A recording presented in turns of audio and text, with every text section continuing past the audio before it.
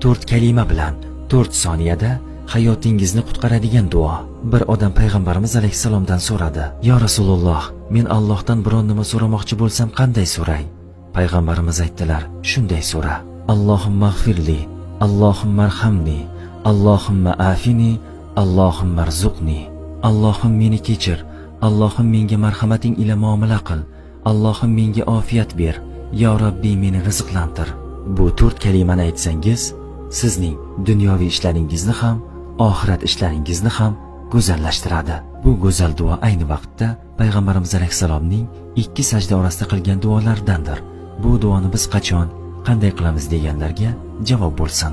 2 sajda orasi sajdadan ko'tarilganingizda 2-chi sajdaga ketmasdan avval u duoni qilsangiz bo'ladi. Bizlarga qisqa yo'ldan, juda ham qisqa yo'ldan dunyo va oxirat saodatini va'da qilgan Robbimizga hamd